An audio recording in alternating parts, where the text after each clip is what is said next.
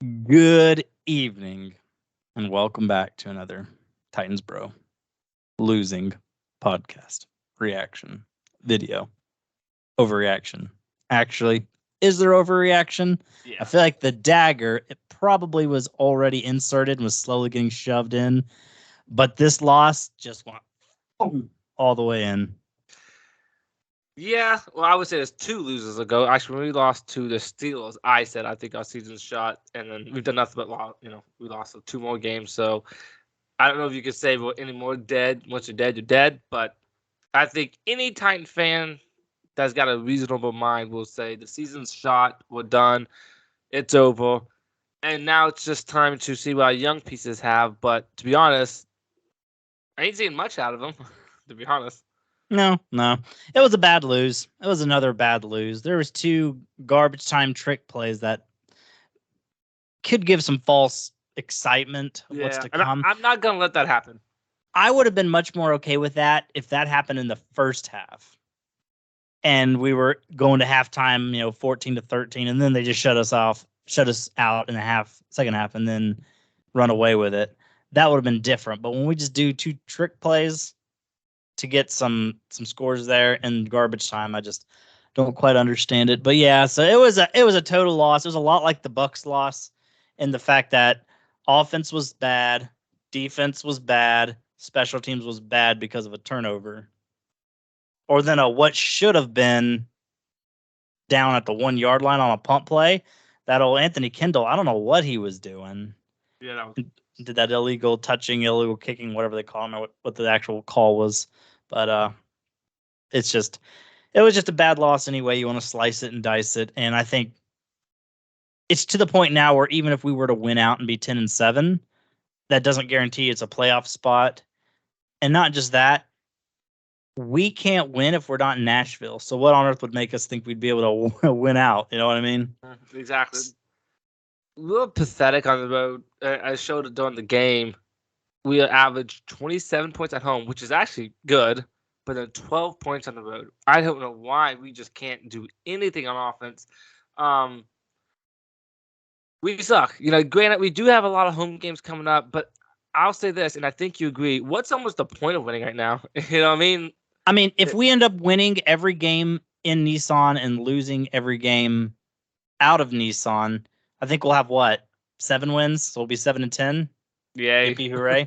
Maybe 8-9. I don't know how many more we still have in Nashville. But again, 8-9, all that's going to do is make us where we're picking 14th overall and still not going to the playoffs to host a game or anything like that. So I'm a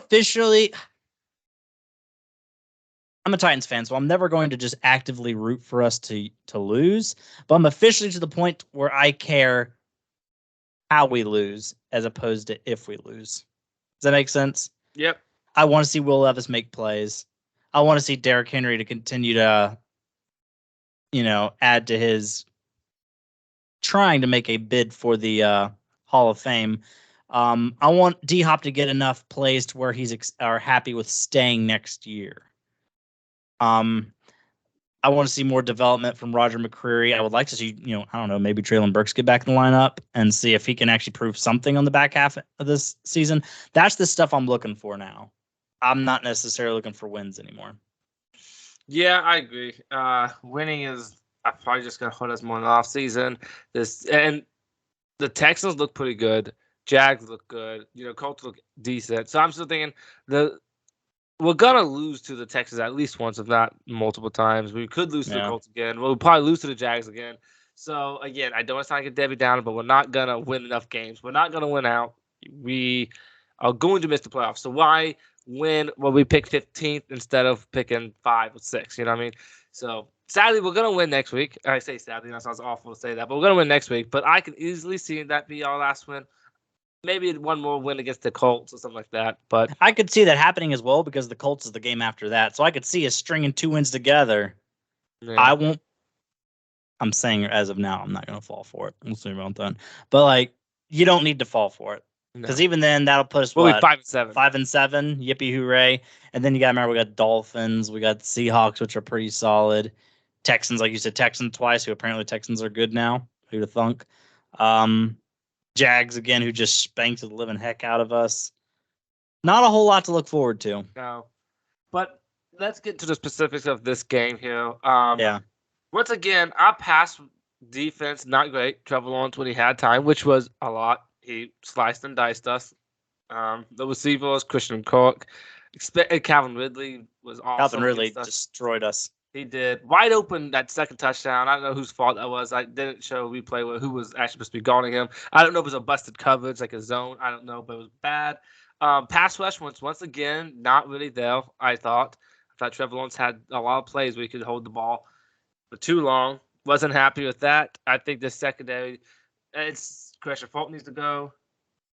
Roger McCreary, I guess, can stay, but I still don't want to be a top 2 cornerback, aren't you? He does better in the slot, so we need 2 outside corners. He needs to stay in the slot. Bunting is decent, but he's not playing, so no. I still like, even though he's quiet down for sure, I still like Hooker pretty good. But we needed a safety, so that's bad. Offensively, well, there's nothing to say besides offensive line is the worst offensive line I've seen. It's worse than last year, and that's crazy to say. It's horrible, awful, terrible. You can't even get a good feel of how good our running game or passing game is. You know what I mean? Receivers, quarterback, you can't see anything because they're so bad. And let's be honest, we miss Ben Jones out there. Mm-hmm. There's been so many bad snaps. Obviously, one resulted in a turnover today. But, like, there was another bad snap, I think it was last week, I don't know if we talked about it or not, where it was such a bad snap where Derrick Henry was waiting to take he was on Will Levis's right. He was waiting to take for Will Levis to take the snap and then put it in his stomach. So he literally was like halfway stepping, looking that way, and Will Levis is having to catch the snap here, turn all the way around, and then put it in his stomach. And Derrick Henry looks like he's frozen, just standing there waiting on it. And it just looks goofy. And at that point, it gives the defensive line so much time just to get through. And it's and Burrow sucks. Radents, NPF, Dillard, whoever you want over there, they all suck. All of them. Dillard or Radens can stay around as depth. Yeah, and that's it. Do not let him Hubbard, fight for no starting spot. Like to do better than Hubbard. He's not. I say he's not terrible, but someone's got to be doing bad because we've said we like Skronsky and Brunskill, okay, but it can't be just the left tackle and center. I think Chris Hubbard's kind of been on a downward trajectory because he started off pretty dang solid. We need 2 tackles and a center. Is that safe to say? I agree because we do have Brunskill and Skronsky under contract next year. Technically we have Dillard under contract, but if we keep him around, that's just an epic fail on Rand Carthon's part, in my opinion, because I don't even want him as depth. Like, I want Radens as depth. I don't want Andre Dillard as depth. I don't want him anywhere near our franchise. He's awful. He's terrible. So get him out. And then, again, this is going to oversimplify it just because, I mean, I do think we need a better receiving core. Like, I know we do. I think we could do better at the running back. I think Derrick Henry is probably going to go. And a lot of people, I think you're on this boat. I'm not sure if I'm there yet, but doesn't think Tajay Spears is just a hand me 25 – hopefully we don't run that much. 15 to 20 times running back. You don't think that's enough, so we're going to need a second running back. All that's probably true. But I think until we get a decent, I'm not even asking for a great, but a decent offensive line, we're never going to know truly what we have running or throwing until we fix that. It's just that simple. It's very simple, but that's what it is. Mm-hmm. I agree. And we keep talking. And with Traylon Burks being an absolute no-show this season, wide receivers even a bigger need than I thought. Yeah. But I still say it's got to be O-line because O-line's just not giving us any chance. Getting an offensive line in the first round sounds so dull after we doing that last year. But sometimes you got to fix what you got to fix. And we need a tackle. You know what I mean? We just suck at need that. 2 tackles. That's the problem. We need 2 tackles. Maybe one in free agency, one in draft. We'll see how that plays out. We'll talk about that later. Yeah. But we need one. The only receiver I would ever get maybe over a tackle is just Marvin Harrison Jr. because he's supposed to be that kind of guy. And I don't know if we're even going to pick that low. So it's all about that. But if we pick... I was going to say... Sorry, go ahead. I was just going to say, if we end up just being awful, and don't win another single game, I say, how would we do that? We lost 7 straight to end last season. But anyways... So if that's how if that happens and we're picking number 4th or 3rd overall, get Marvin Harrison Jr. Otherwise, if we're picking at like pick 7 or something like that, we probably got to take the best left tackle or just tackle period on the board. I think there's a couple good ones coming up. Because like you said, the O-line is it's just awful. And like if you even think about like the touchdown to D-Hop today, that was all not because the O-line gave us time. It was because it was just a trick play. So their whole defense is kind of flat-footed, waiting to see what's going on. Yeah. And the fact that both of our touchdowns came on garbage time trick plays just shows that we can't just have a normal offense and just run some just some simple passing concepts and just move the ball down the field. We can't do it. We can't with this offensive line, with this wide receiver core. We can't do it. Which is a little pathetic, and I know what you're about to say because you said this a lot. Because we were strapped on money, we was tight on money, but we knew the offensive line was terrible, and we needed to fix it, and we went backwards somehow. I didn't think that's possible. I was so mad at offensive line last year. I did not think it was possible to get a worse offensive line. I mean, I still say it's mostly because of Dillard.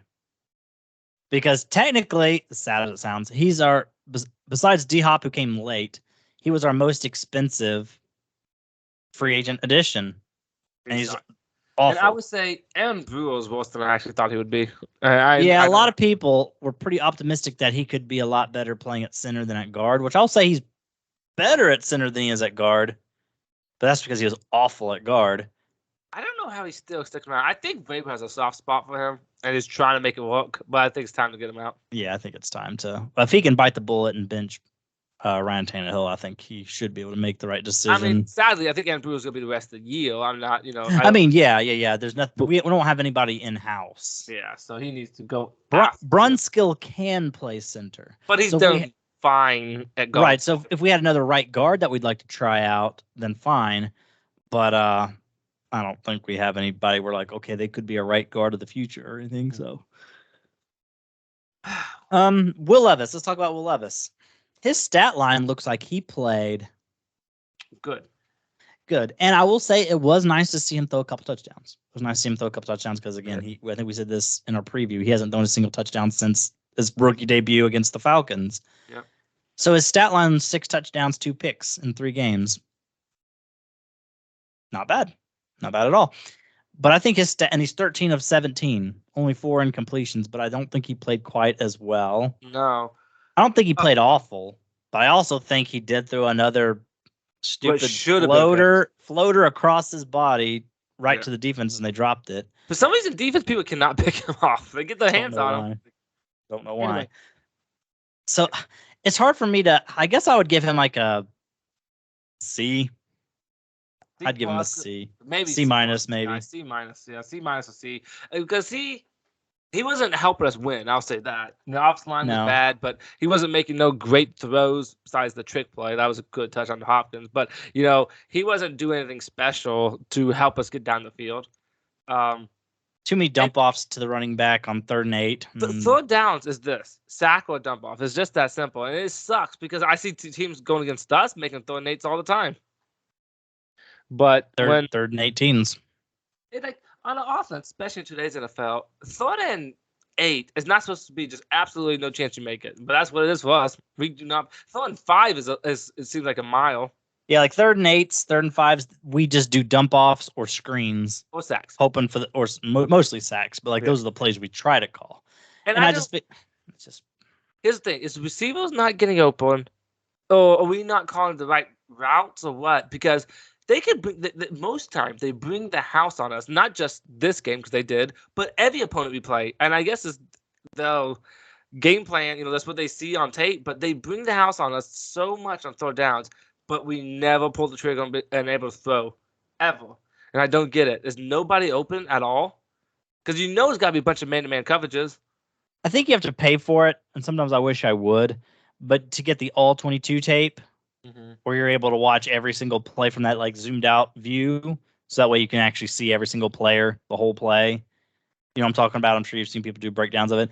Sometimes I almost wish I had that because yes, the last 2-ish weeks, Will Levis takes so many sacks on 3rd downs, and I'm trying to figure out, is it a Will Levis thing, being like Malik Willis and just not throwing the dang football, or is nobody open? I don't know what I want. I guess I want it to be nobody's open. Yeah, me too. Because I don't want it to be Will Levis just too scared to throw all of a sudden. The reason I would lean that it probably is nobody's open is Tannehill loved getting sacked on third down as well. But here's one thing I think we need to do. I know you want to establish the run, but we need to start throwing it on firsts and seconds anymore, because when it's third down, they just send the house. Every team that goes against us just sends the house on third downs. We get sacked, and we don't beat it. We never beat it. That's the no. Because we send the house on third down. Trevor Lawrence threw a deep, beautiful ball, caught, big play. That's what a good quarterback or a decent offense should be able to do when they bring the house like that. We don't. We literally just hold it, get sacked. Yep. It's just. And it's like, why can't the offensive line just hold for 1 second?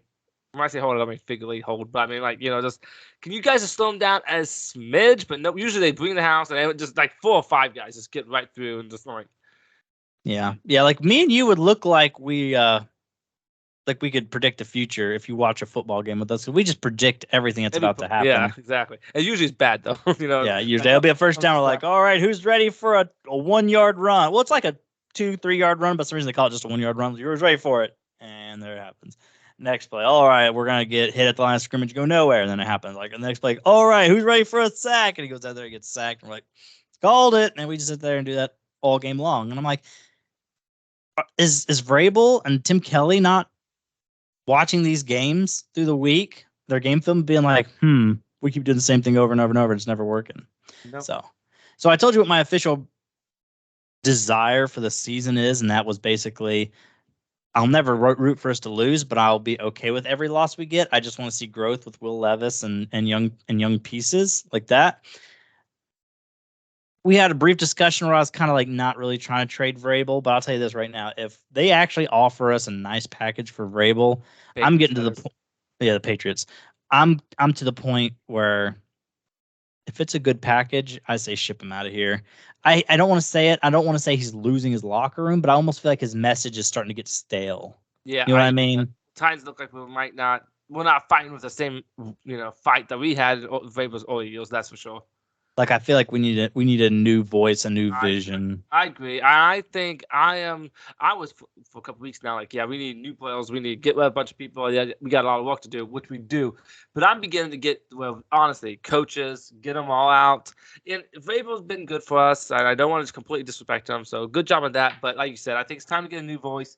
I think the only person that needs to stay, I guess, is Ron Carthon, and that's only because he only had one season, didn't have much to work with cap space wise. But yeah, the fact that he took this team, and technically we were in playoff contention all the way up until the last game of the season. The fact that he took that team and just, at this point, it looks like he just ran it straight into the ground. Yeah. He's starting off on thin ice for me already. If I'll say this right now, and I'm not trying to look too far in the future, but if next year, if he's got a lot of money, he's probably gonna have some high draft picks.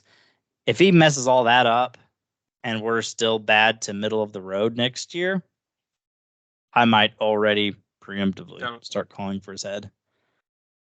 I'll tell you this right now, and I don't remember what it was like when J-Rob first came in, but I know at least after that first year, J-Rob never had $100 million in cap space. Mm-hmm. So he has a big opportunity. Rand Carthon has a big opportunity to make or break his future. We're assuming we're going to have a lot of new pieces with that money. So his job is going to be riding on how those players do. I think we're all going to pay attention to that. All those people he brought in this offseason with this money, if they're really bad, that could make his job get really hot real fast. Now, if they're all doing well, that could help him. That makes him look better. You know what I mean? So I think whoever he brings in could really save his job or not. And again, maybe we're calling it too early, but let's just say we look worse than we did last year under Carthon. I'll just say that. I mean, yeah, no doubt, because we were 7-10 last year, and that's when everybody in the world got hurt, and we had a 7-game losing streak at the end of the season. I don't see us winning 7 games this year. I don't either. That's if you look at the schedule, where's 4 wins? Where is 4 wins? Angelos is the only one I'm like, okay, we should win that, and that's it. And then Colts will be a toss-up. That's 2. Only because it's in Nashville. Only because it's Nashville. Where are we bringing in these other 2 wins? Because like we said earlier, it's not against the Dolphins. It's not against the Seahawks. Not against the Jags, as you saw. It's Texans, and I ain't winning both games against the Texans. Mm-hmm. at this point, I'd be happy to split. Even if we were actually good this year, Because I'd I be think happy to best split. case scenario, we win 3, and this is best case scenario. We beat Colts, we beat the Texans at home, and we beat Panthers. That's best case scenario. That's 6 wins. So that's Which sets us sitting at 6-11. Whoop, Yeah. whoop. And I don't want 6-11 to be honest. I really don't. That's be the perfectly where I wouldn't want to be. Because you know what? If the Titans decide to win the next 7 games, if we decide to win out, not going to happen. But if we decided to win out, I'd be down for it. Because that means somebody, probably Will Levis, and a lot of other people are playing well. If we lost out, we have a good shot in Marvin Harrison Jr. or just a top, because 3 wins, top talent. you're gonna get a good pick at 3 wins. Yeah, but if we get 6, what does us being 6-11 do for us? Absolutely nothing. Absolutely nothing. Trying to think what else there is to discuss. We discussed our defense, which our defense was a bend but don't break. But this time I think the defense quit on us. I think we just kind of like, that's whatever. The offense don't score points, so what's the point of even trying to stop points? So, can I say something quick? You and I both said this when it happened. What was this about? Like, something about it rubbed me the wrong way, and I don't know why. Because you might be like, well, they're happy. At least they'll get into it. When we did that trick play to Jeffrey Simmons to score a touchdown, and you have us spiking the ball in the end zone, and we all just jumping around. Will Levis was doing some dumb dance. We all look so psyched. I'm still looking at the scoreboard like, dude, you're losing 34-14. The Jags are probably laughing at you right now. Like, it reminded me of that butt kicked. Do you remember me of that game? I don't remember what team it was. It might have been the Dolphins. They were like 0-11 or something. Some team is doing really bad, and they're like 0-10 or something. And then they won their first game of the season, and their whole team was just going wild. Where I'm just like, different to me. You won. You got to win. You're not going to be loseless. That actually makes, to me, some sense. We all getting our butts kicked. We lost that game. There was nothing to be excited about. We just got our butts kicked. There was no reason to be dancing. And something about that rubbed me the wrong way. I don't know what it is, but it did. Anyway. Yeah. That's my input on that. I just had to get that in there because I remember when I saw that, I'm like, oh, I need to say that on this channel. That why was we dancing in the end zone like that? A team dance. Yes, we got the big man a touchdown, but who gives a crap? You know, I want to win. And we discussed this earlier too. I think Tim Kelly did a disservice to the team running these trick plays. Because why are you wasting your bag of tricks on a game that literally is already over? Yes, because now you know what you just did? You put those 2 trick plays on tape now. So team preparing for us, like, oh, when Jeffrey Simmons is in, someone needs to watch him, make sure he doesn't peel out like that. Or when Will Levis lines up a receiver, we gotta watch him for this play. So now we got those those plays on tape. And what for? We did that just to score 14 points and still get our butts kicked. So let's say when the game was still in reason, we were just run, pass, or run, pass, play, sack, punt. And that's just all we did. And then once the game was no longer winnable, then we decided to start trying to get creative. And I'm just like, what was the point of that? I don't think that was very smart of us. I think that was Ballin Kelly. I think it was Ballin Faber for okaying it. I'm not, going to be completely out of one coach for one season. But, I'm not, Kelly started off okay with me, and I just feel like he's been the rest of the way. We're getting back to? Run, pass, which is usually Zach. That's what we're getting back to. Which is kind of why Todd Downing got the boot. Yes. But we've had so many offensive coordinators like that. Terry Robisky was that way. Todd Downing was that way. I think there's another offensive coordinator was that way. Kelly's turning him to that way. Why is that so tempting? Sometimes I think Derrick Henry, this might sound weird, is almost a handicap in some ways, no matter how good he is, because we feel like we have to use him in the run up the middle, sack. That's just every offensive coordinator we have. That's what we use. Yeah, I mean, we've had that discussion for a couple of years now, where we're like, I love Derrick Henry, and he's probably the best player on our team, offensively at least, has been. But I agree. They almost are like, oh, he's our best player, so we have to give him the ball. And the defense knows that we think we have to give him the ball. So the defense they're just going to stack the box, and we're just going to keep running right into it. And it's just, yeah. So that's my number one reason why I don't want us bringing Henry back. Because we'll actually might have to try to use some creativity and some pass the ball, and might look like a 24th century football offense. Can't have that. Anyway, that we keep. It's hard not to do this when you're 3-7, but we keep slipping into the off-season conversations. Yeah. So I'm trying to figure out. So we talked about defense, how they gave up and they were awful, and that was the first time we allowed 30 points all season. Secondary, nope, not secondary. Special teams was bad because we fumbled. Nick Folk, he never even had a chance to kick field goal, did he? Nope. No, it's just 2 touchdowns. So that's all just whatever. And then offense, obviously, we were shut out in the first half, and then we had 2 garbage time touchdowns. Yeah, so it was just not good. Scored, less than 20 points on the road once more. Yep. So, I mean, is there anything else that really even needs said? I feel like we're beating a dead horse and just, No. That's about it. We have issues, guys. We have issues. This team's got a lot of problems, and even with all that cap space we have and draft capital, which I don't know if we can fix it all, but hopefully we won't be this bad next year, guys. But we just got to hang in there. We are 3-7. So we got 7 more games. Ugh. That actually is painful, to be honest. I always hated getting out of playoff race this fast. It's more exciting watching your team when you want to make the playoffs. But here we are, 3-7, 10 games into it, and we are looking for the offseason now. I'm just waiting for this thing to be over, sadly. Yeah, I mean, I still get kind of pumped every single time it's game day, but I also stop and think, what's the point? Mm-hmm. But then every single time game day is going to show up, I'm going to be right there waiting, ready, and all excited and pumped. For what? I don't even know. Just delirious, loyal to a fault, Titans fans. Yep. I guarantee if we beat the Panthers, we'll be like, yeah, we won. It's like we could barely beat them 17-16. We'd be like, yes, let's go. And well, that was just those 2 picks. And the only reason we won is because there's maybe a scoop and score on a fumble, or we punt it to them and they fumble and we have it on the 10-yard line and Henry just runs it in. So it's like you just get 2 easy points like that, 2 scores like that, and then that's that. But we're still like, let's go. So that's probably how it's gonna go. Do you have anything else you want to say before we hit the road, boy? Yeah, that's about it, buddy. All right. So thanks for joining in for another video. Sorry that we didn't have any positive messaging here, but there's not much. How can you? Yep.